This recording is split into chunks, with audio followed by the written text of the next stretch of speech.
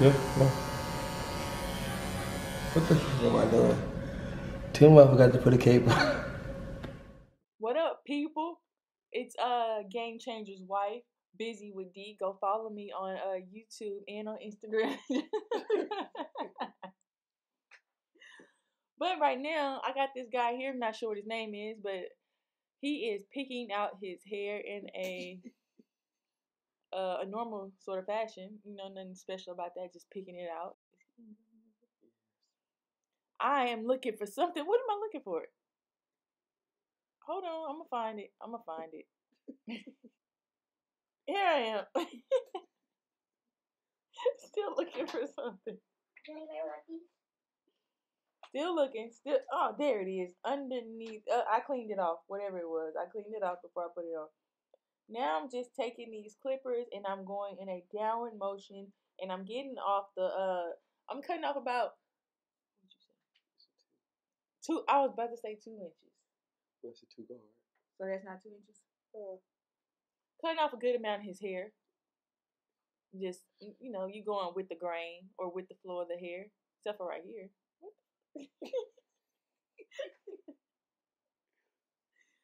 And I am giving him 2 styles. The second one you'll see at the end of the video, but the first one is right here. It is called a hair crown.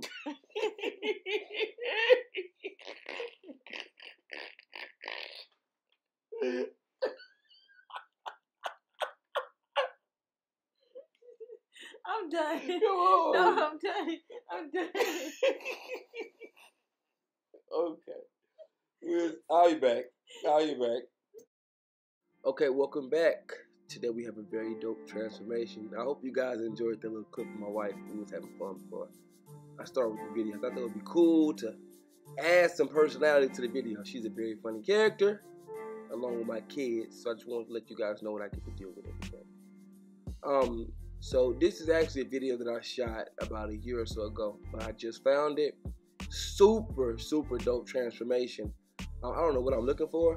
Actually, I was looking for a guard, but I left that clip to give me time to just basically tell you guys I'm doing a drop fade. And I realized I was so busy looking for the guard, I didn't even cape him up. So I didn't realize that until like halfway. So I started cutting the top down. But yeah, so it's all good. Mistakes happen. Nobody's perfect. But yeah, he has an amazing growth pattern, thicker hair. But since he hasn't had a cut in a while, that growth pattern is all over the place. So what I'm going to do is I'm going to show you techniques on how to manipulate the hair so that way we can lay it down the correct way. Now watch, I actually pull a stripe down to give myself an insertion point. So the reason why I want to create an insertion point for my clippers is because simply I just want to give my clippers an easier task. Whenever I can make it easier on my clippers, it's easier to give a very smooth cut. That's why I don't like greasing the hair. If you can tell, his hair is very clean. The less my clippers have to work, the less on the blades, the less on the motor, the smoother the cut. So as you can see now, I love to take that one. It's just something about taking it off in one piece. I watch the way his crown grows, but you can see his growth pattern is all over the place. So after I come back from this little tidbit, because I just realized I didn't have the cape on, I'll explain to you what I'm doing.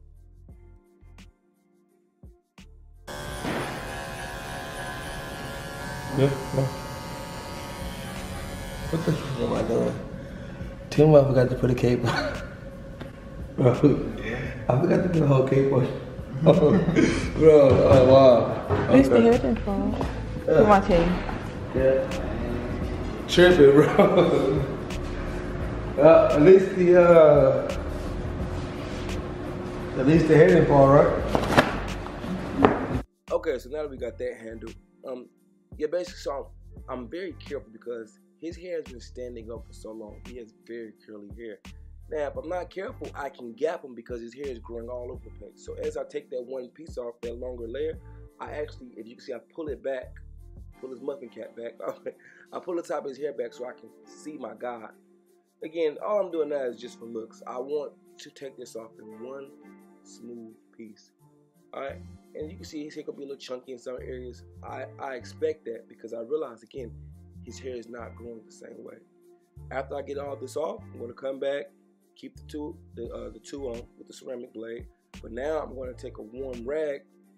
Take the warm rag, I'm going to lay it on top of his head. Now, the reason why. What warm water or hot water does to the hair itself. Okay, so the hair shaft The hair shaft is there a little bit of strand of hair that sticks out of the scalp, sticks out of the follicle in the scalp. The hair shaft itself is made of 3 layers: the cortex, medulla, and the cuticle. The cuticle is the outermost layer. So when I lay that warm rag on his scalp or on his hair, it swells that layer. So that way I can manipulate it. It softens and swells. That's why I use it on the edge up. That's why I use it on the hair. Whenever I need to manipulate the hair without using product, I use water, hot water. Water is a universal solvent. Most products are water-based. Most great products anyway. So I just go straight to the source, okay? So I'm going to get this as even as flush as possible. I actually think I switched to a 1.5. That is 1.5 guard. So I'm going to lay it down. Then I'm going to put my guideline because he's getting a higher drop fade. Then after that initial line is put in, then I'll come back with the warm rag. Right now I want to get those stand-up hairs. Again, his hair has been linear. Look at those different growth patterns. The hair is all over the place. And we're going to correct that with the warm rag. Now it's time for my primary guideline. Primary is first, original, what everything else is based off of. This is my primary line. This whole fade is based off of this primary line. Again, drop fade. The primary line starts lower, then then it shifts more towards the top, higher part of the temple, down around the ear. That's what a drop fade is. And I kind of want to keep it neat. I apologize. It's late. Now I'm going to actually point. He has some indentions in his head. That's how his scalp is. I can't avoid that. But I also want to spot check. I want to identify anything that might become an issue for me for the fade. Anything that won't give me a smooth transition. When I identify that, now I can game plan on ways to work around it. Strategize. You never go into battle without a plan. So I always look for things: irregular growth patterns, cowlicks, indentions in the scalp, all things like that. So after I put the primary, I see right there, boom, that's one. That's another little area. The hair is darker there because of the way his head kind of sinks in. So that's kind of what I'm looking for here. Now I want to make sure this fade is symmetric. As you can see, that left side is a little lower. So because I'm not perfect, so I want to get a front eye view. And I want to come back and just kind of make it as symmetric as possible. I get in front. I usually try to line those temples up. Sometimes the head is not even. So I line the temple up, make sure the line is even. I want you to remember, right now, look at his edge up. I want you guys to see how narrow his edge up is. And we'll come back to that later.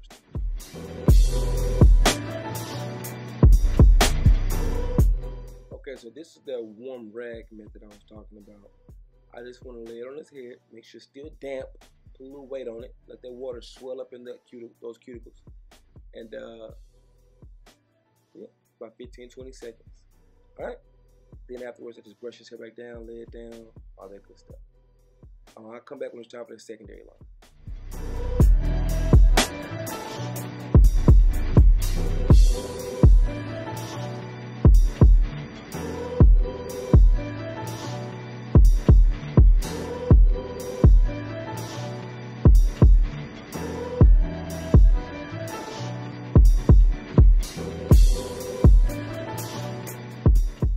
Okay, so I actually started the secondary line with my masters, but once I started with the masters, I realized, you know what?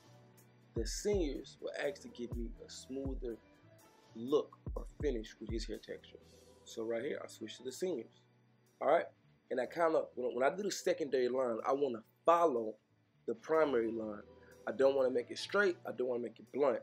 I want it to transition as much as possible the same way the primary line did, because when you keep these lines symmetrical and you blend them symmetrical and you give it a nice in-depth even fade, the cut comes out beautiful. I'll show you. So it's all about following the steps.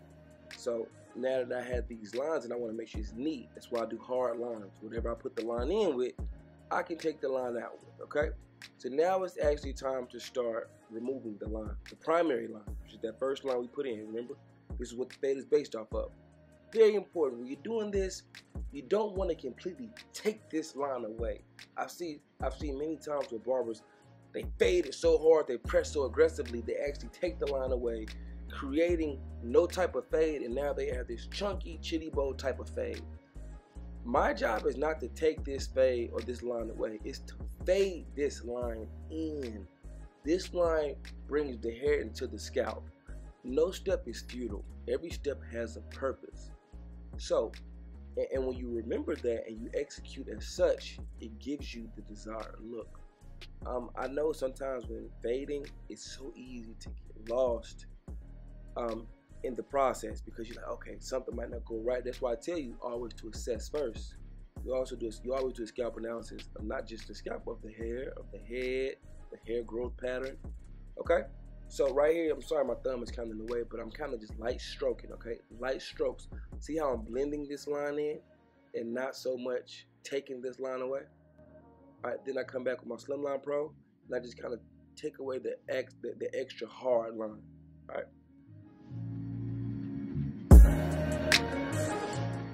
Now it's time to debulk. Big fan of it. I do a lot of videos. I tell everybody about it. Debulking is basically I'm thinning out my workspace. My workspace is the area of where this fade or transition will take place. The reason why I debulk and thin is because if I just went straight into it, I possibly could, but it's a high chance that my fade won't have that smooth, and I mean silky smooth transition, because the bulkier the area, it's harder to get a smoother transition. The lighter the area, the easier to fade. Now that I debulk with that 1.5, now I'm using my one. See how I'm using the corner of that clipper and I comb every few strokes? I don't brush. I'm combing in this step because I want to make sure that I space that hair out. I want to space it, not clump it together, so I can get a smoother fade.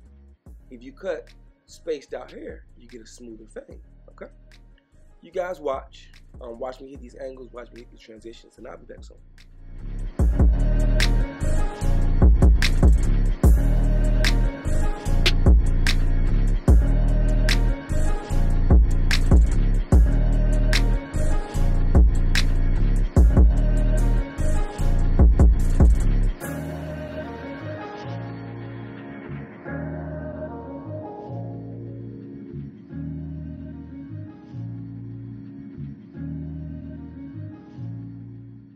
Very important step coming. Remember how I told you Francis had indentures in his head, or his head kind of grows different. See how I'm stretching? I want to expand those indented areas so I can magnify them so that I can work on them individually. After I get the bulk out of those areas, see, stretch, now I can just slightly hit. I'm spot hitting. Spot hitting means I'm hitting a selective area with that stroke. I'm not just wildly cutting. I'm spot hitting. I'm using my mask to do my finish up on work, okay? So you guys watch, and always watch the growth pattern. Try to fade against the growth pattern of the client. If their hair grows straight forward towards the nose, then you fade opposite towards the occipital bone or towards the back of their head. If their hair grows down towards their ear, then you fade up towards the crown of their head, okay? So you always fade against to get yourself the best design look.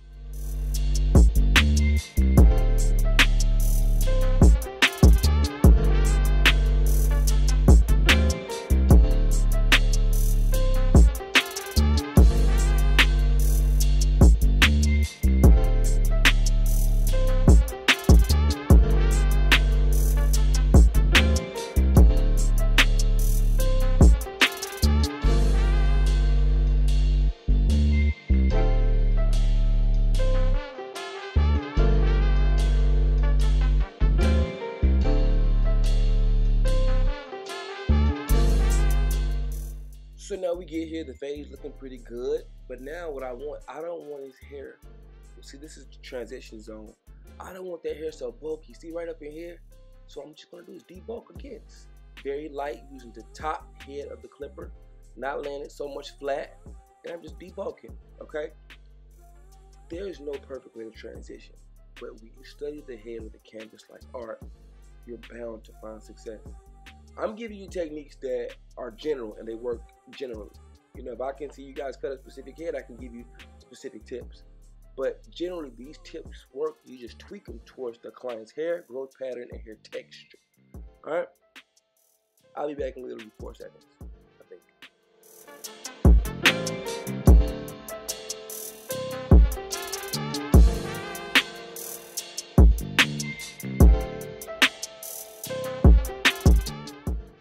Ooh, okay, so now that fade is pretty much in there, what I want to do now is, again, swirl the cuticles, because now it's time for the edge up. My friends is being dramatic, it never hurt. I swirl the cuticles, because now it's time for the edge up. I want to lay that hair back down again. Manipulate it.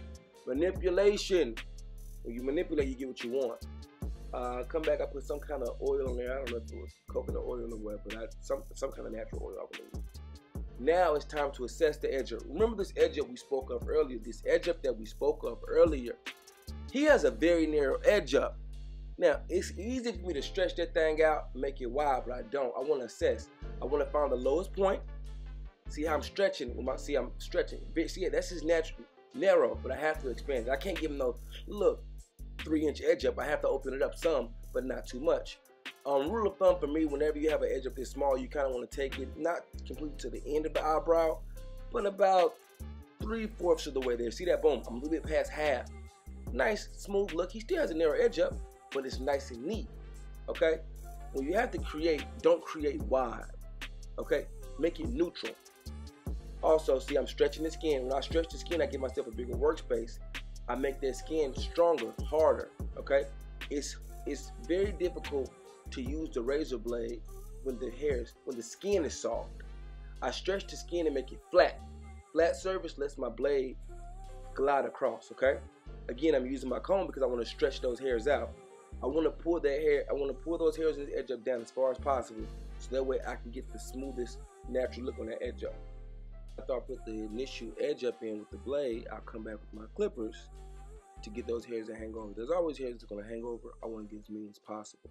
And I found that for me, these edges right here, when I stretch the skin, they do it the best. Okay, so it's pretty much clean up work. Still gonna come back again, do another overpass with my razor blade.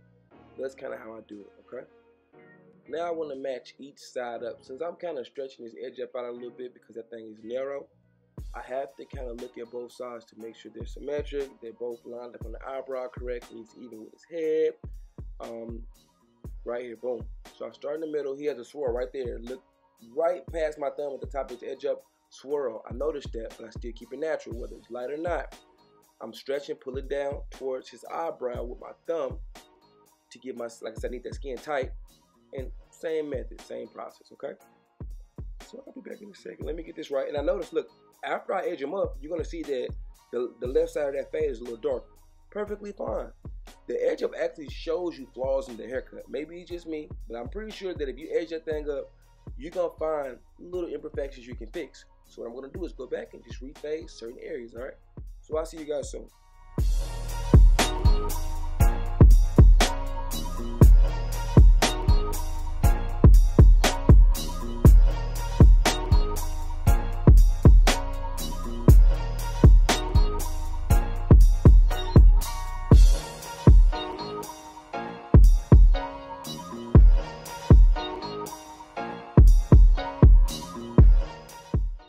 Okay, so now it's time for that little touch-up work I was telling y'all about.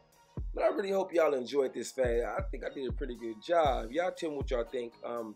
Overcame some little things with the growth pattern. He hasn't had a haircut in a while this low on top. I think it came out great. I'm going to show you guys the finish at the end. Also, I'm going to show you guys the finish cleanup at the end where I take my clippers and run over the top freehand to clean those little excess of hairs off. Very, very important step. So you guys are about to see this finish. The edge will come out really beautiful, I believe. Are you guys stay around and here it comes.